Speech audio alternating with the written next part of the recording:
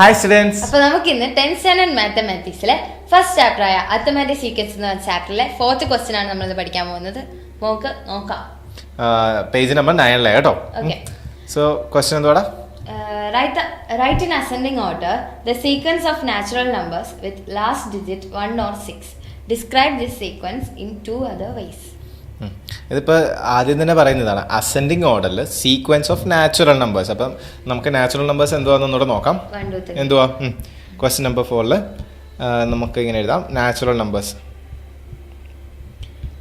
എന്തൊക്കെയാടാ? 1 2 3 etcetera natural numbers. പക്ഷെ ഇവിടെ പറഞ്ഞിരിക്കുന്നതാണ് sequence of natural numbers with last digit 1 or 6. അപ്പം നാച്ചുറൽ നമ്പറിൻ്റെ സീക്വൻസ് തന്നെ ആയിരിക്കണം, പക്ഷേ ലാസ്റ്റ് ഡിജിറ്റ് എന്തായിരിക്കണം? 1 അല്ലെങ്കിൽ 6 ആയിരിക്കണം അല്ലേ? അപ്പം നമുക്ക് ഇങ്ങനെ എഴുതാം.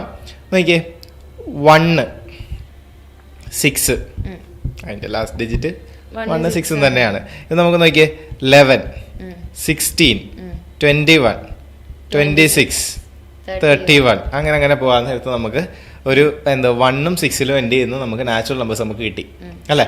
ഇനി നമ്മുടെ അടുത്ത് ചോദിച്ചിരിക്കുന്നത് എന്തുവാ? ഇവിടെ പറഞ്ഞേക്കുന്നതാണ് ഡിസ്ക്രൈബ് ദിസ് സീക്വൻസ്. ഈ സീക്വൻസ് നമ്മൾ 2 ഡിഫറെന്റ് വേസിൽ നമ്മൾ ഡിസ്ക്രൈബ് ചെയ്യണം. എന്ന് വെച്ച് കഴിഞ്ഞാൽ ശരിക്കും പറഞ്ഞാൽ നമ്മൾ ക്വസ്റ്റ്യൻ ഉണ്ടാക്കണം എന്നാണ് ഇവിടെ പറഞ്ഞേക്കുന്നത്. എന്ന് വെച്ചാൽ നമ്മൾ ക്വസ്റ്റ്യൻ ഉണ്ടാക്കണം. നമ്മൾ നേരത്തെ ഇതുപോലത്തെ ഒരു ക്വസ്റ്റ്യൻ നമുക്ക് കിട്ടിയായിരുന്നു അല്ലേ?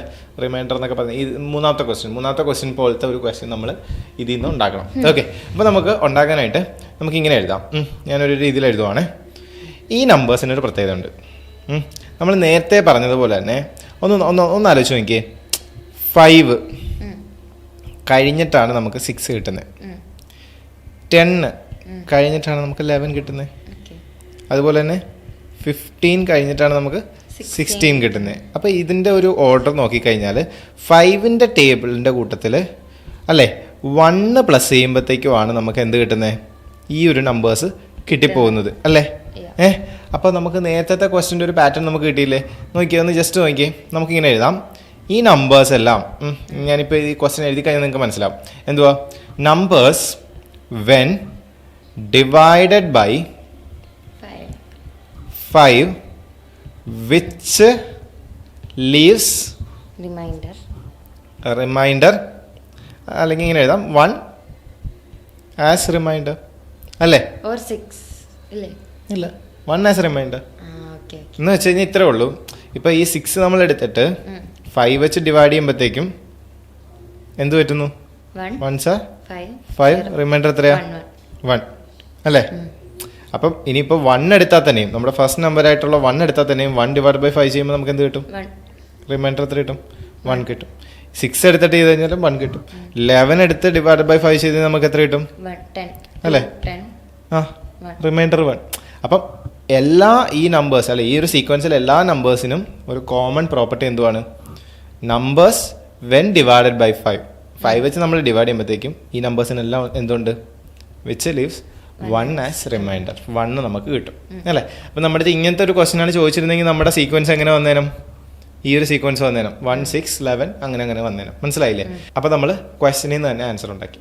സെറ്റല്ലേ? അങ്ങനെയാണെങ്കിൽ നമുക്ക് ഇവിടെ പറഞ്ഞിരിക്കുന്നത് 2 ഡിഫറെൻറ്റ് വേസിൽ നമ്മൾ എക്സ്പ്ലെയിൻ ചെയ്യാൻ പറഞ്ഞിരിക്കുന്നത്. അപ്പം നമ്മൾ ഒരു രീതിയിൽ നമ്മൾ എക്സ്പ്ലെയിൻ ചെയ്തു നമ്മുടെ ഫസ്റ്റ് ആൻസർ ഇത്. നമുക്ക് നെക്സ്റ്റ് വേറൊരു രീതിയിൽ നമുക്ക് ഇതിനെ എക്സ്പ്ലെയിൻ ചെയ്യാം. ഒന്ന് ജസ്റ്റ് ഒന്ന് നോക്കിയടാ. 6ൻ്റെ കൂട്ടത്തിൽ നമ്മൾ -1 ചെയ്തെങ്കിൽ നമുക്ക് 5 കിട്ടും. ഇപ്പം പറഞ്ഞൊക്കെ തന്നെയാണ്, നമ്മൾ വേറൊരു രീതിയിൽ ചെയ്യുന്നത് മാത്രം. 11 -6 ചെയ്ത് കഴിഞ്ഞാൽ നമുക്ക് 5 കിട്ടും. എല്ലാത്തിൻ്റെയും ഡിഫറൻസ് എന്ത് തന്നെയാണ്?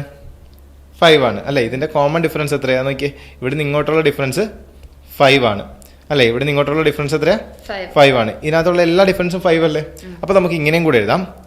Numbers each with difference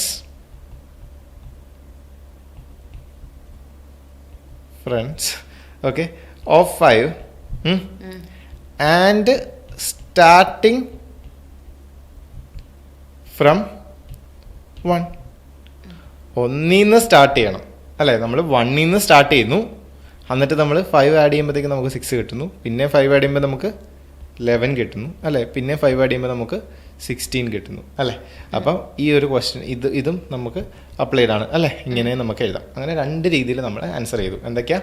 number when divided by 5 which leaves reminder as 1. അത് നമുക്ക് ഒരു ടൈപ്പ് ഓഫ് ക്വസ്റ്റ്യൻ ആണ്. അങ്ങനെ വന്നു കഴിഞ്ഞാൽ നമ്മുടെ സീക്വൻസ് എന്ത് തന്നെയായിരിക്കും? ഇപ്പോൾ നമുക്ക് കിട്ടിയേക്കുന്ന 1, 6, 1, 11, 16 അങ്ങനെ ആയിരിക്കും. അല്ലാതെ തന്നെ നമുക്ക് numbers which each with difference of 5. 5ൻ്റെ ഡിഫറൻസ് ഉണ്ട് സ്റ്റാർട്ടിങ് ഫ്രം 1. 1ൽ നിന്ന് സ്റ്റാർട്ട് ചെയ്യുന്നതുകൊണ്ട് 5ൻ്റെ ഡിഫറൻസ് ഉള്ള നമ്പേഴ്സും ഇതൊക്കെ തന്നെ ആയിരിക്കും. ഓക്കെ, അങ്ങനെ നമ്മൾ 2 രീതിയിൽ ഒരു സീക്വൻസ് നമ്മൾ ആദ്യം ഉണ്ടാക്കി. അതിന് 2 രീതിയിൽ നമ്മൾ 2 രീതിയിലെ ക്വസ്റ്റ്യൻ നമ്മൾ ഉണ്ടാക്കി. ഓക്കെ, അപ്പോൾ നേരെ റിവേഴ്സ് ഓർഡറിൽ നമ്മൾ തിങ്ക് ചെയ്തു. ഇനി ഇപ്പോൾ നമുക്ക് അത്യാവശ്യം ഒരു ക്വസ്റ്റ്യൻ കൂടെ ഉള്ളൂ. അതുകൊണ്ട് കഴിഞ്ഞാൽ നമുക്ക് ഈ ഒരു എക്സസൈസ് കംപ്ലീറ്റ് ചെയ്തിട്ട് നമുക്ക് നെക്സ്റ്റ് എക്സസൈസിലേക്ക് പോകാം.